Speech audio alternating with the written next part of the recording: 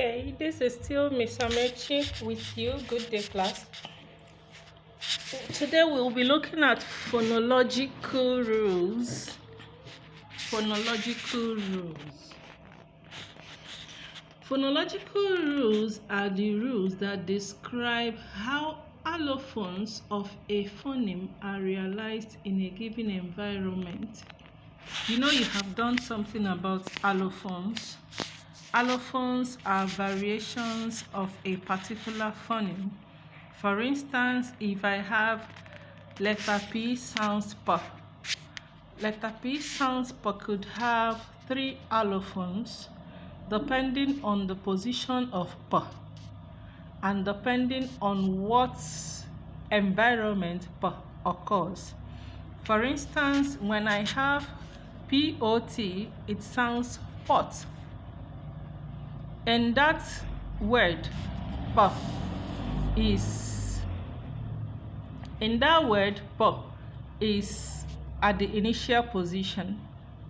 Now, if I have SPOT, spot, in that word P is at the middle position. Okay, if I now have TAP or TOP, P is at the final position. So the P at the initial position is realized in a particular way. The P at the middle position is realized in another way. The P at the final position is realized in another way. So these various ways that this P has been realized are called allophones of the phoneme P.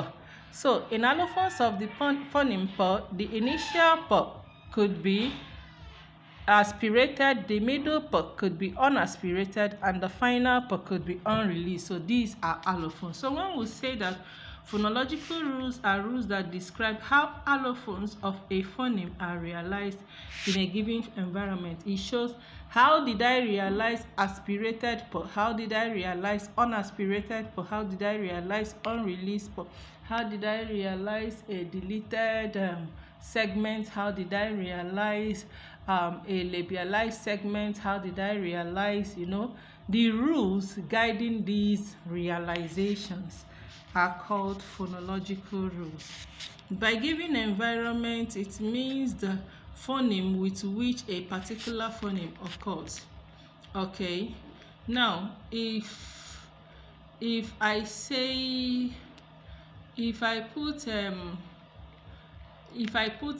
bring the phoneme letter S sounds S. Letter S sounds S can continue sounding S in a particular environment or change and become Z in another environment altogether. So when we say by a given environment, it means the phoneme with which another one co-occurs. All right. So if S co-occurs with a voiceless phoneme, it remains S. If it co-occurs with a voiced phoneme, it becomes Z. Okay. If it is a plural marker, a plural morpheme marker, S, and then the plural morpheme marker co-occurs with the end phoneme in a word that is voiceless, it remains voiceless, it becomes. But when the end of the word becomes, the phoneme in the end of the word becomes voiced, the plural marker changes and becomes voiced, like we have seen in regressive assimilation. Okay, so by given environment, we mean that the phoneme with which the particular phoneme in question occurs. All right, so phonological rules are those rules guiding these phonemes in their occurrences in a particular or in a given environment. There are two main levels of phonological representation. We have the phonetic level and we have the phonemic level. When phonological rules are applied to the abstract representation of sound, there is a realization of the concrete representation. Now, the abstract representation is the phonemic level. and then you have a phonological rule applied to the abstract, to that phonemic level, you now realize a phonetic level. Okay, so therefore phonological rule is the interface between the abstract and the concrete level of representation. I don't know if you understand that. I have an abstract representation. Okay, when I say k is an abstract word.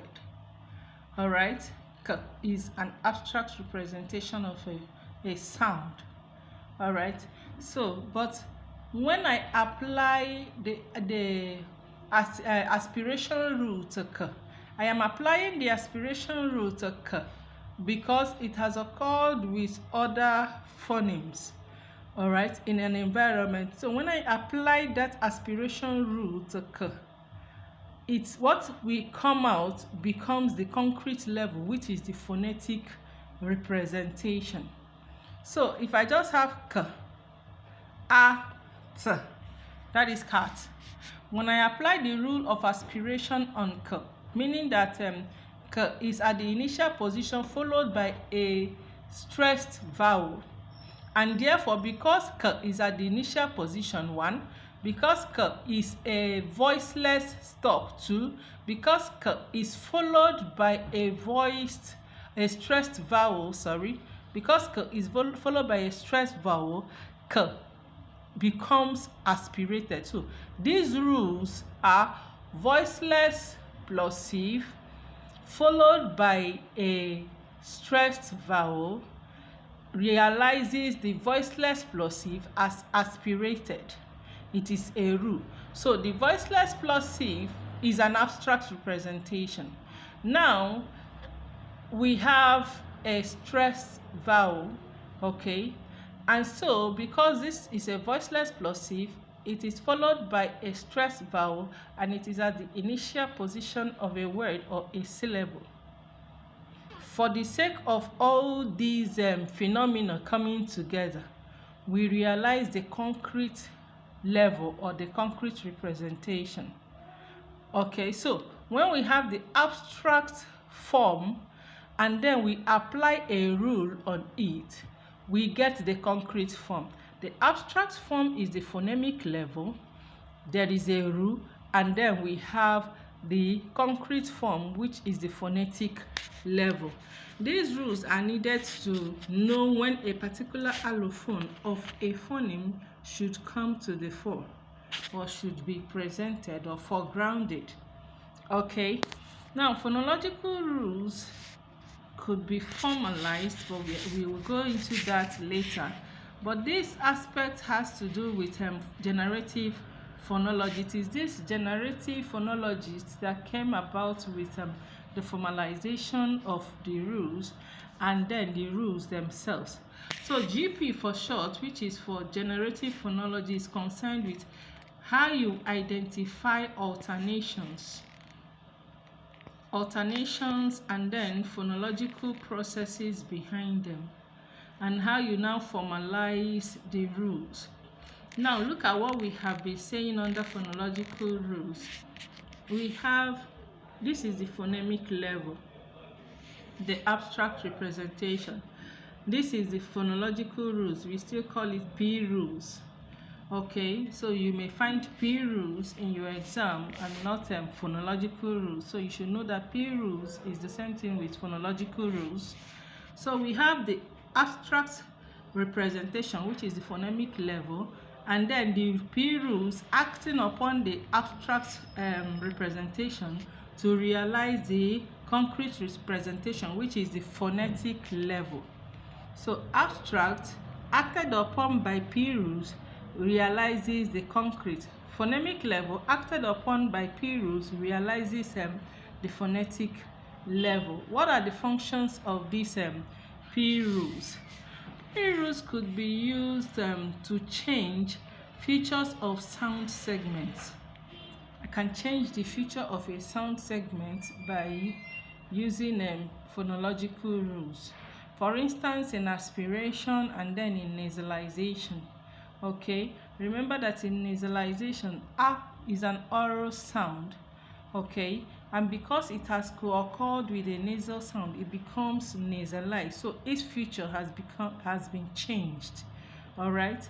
An aspiration, okay, is just an abstract representation, but when it occurs with a stressed vowel, it becomes an aspirated phoneme. All right. So it changes its feature from normal to aspirated. We can also have the deletion segment. So P rules can be used to delete segments.